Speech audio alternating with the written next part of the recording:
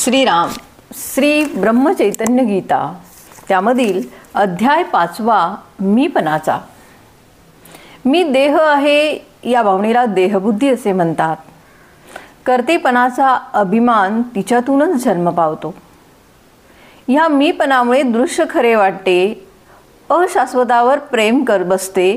स्वार्थ, आसक्ती, वासना, असमाधान याचे मूळ जे आहे ते मीपणामध्ये आहे। देहाशी ठेवता माझे मीपण, तेच होते दुःखाचे अधिष्ठान। आजवर जे जे काही केले ते ते मीपणाने झाले। जे जे मीपणाने केले ते ते दुःखाला कारण झाले। बाह्य वस्तू जरी मीपणाने सोडली तरी सुद्धा अभिमानी वृत्ती पळावली। तेथेच घाताला सुरुवात झाली। आग्रह आणि हट्टीपण हेच अभिमानाचे लक्षण। कर्तेपणाचा अभिमान हाच दुःखाला कारण जाण। प्रपंचाचे दुःख भोगणे ते मीपण असल्याची खून जाणणे। मी माझेपणाने जोपर्यंत धडधड जाण तोपर्यंत नाही समाधान। जीवास तळमळीची ठाण हा देहबुद्धीचा अभिमान। देहबुद्धीचे प्रेम स्वार्थाला वाढवते जाण। स्वार्थाचे आपलेपण हेच घाताला कारण। आजवर जो जो प्रयत्न झाला तो तो देहबुद्धी वाढवीत गेला। देहबुद्धीचा भाव तोच मुळी दुःखाचा ठाव। जोवर आपला नाही देहभाव विसरला तोवर देह दुःखे पस्तावत गेला। म्हणून देहबुद्धी धरून राही त्याला कोठेही सुख नाही। रामाविन अन्य प्रीती उपजे देहबुद्धीचे संगती।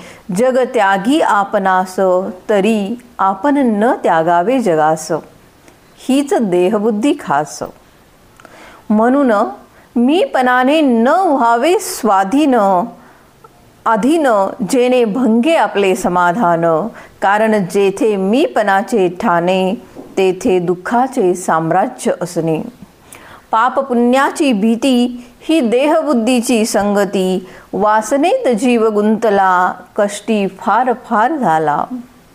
आजवर वासना पोटी धरून राहिला आपल्या हिताला नागवला। नदी जशी अखंड वाहते वासना तशी सारखी वाहते। वासना भोगाने कमी होत नाही, त्यागाने नाहीशी होत नाही। आपण देहधारी देह दुःख न सोसवे क्षणभरी। ज्याला म्हणावे मी माझे त्यावर माझी सत्ता न गाजे। माझे इच्छेने माझे मलाच ठेवता येत नाही। जगाने माझे इच्छेने वागावे हे म्हणणे खरे नाही। सर्व बंधनांचे दुःखाचे कारण कर्माचा करता मी होणे जाण। सर्व काही देता येते दान पण उर्वरित राहतो अभिमान। कर्तेपणाचा अभिमान हेच भगवंताच्या आड मुख्य जाण। म्हणून माझे मीपण हेच दुःखाला कारण। रामाचे होण्याने होईल निवारण। अध्याय 5 समाप्तम। जय जय रघुवीर समर्थ।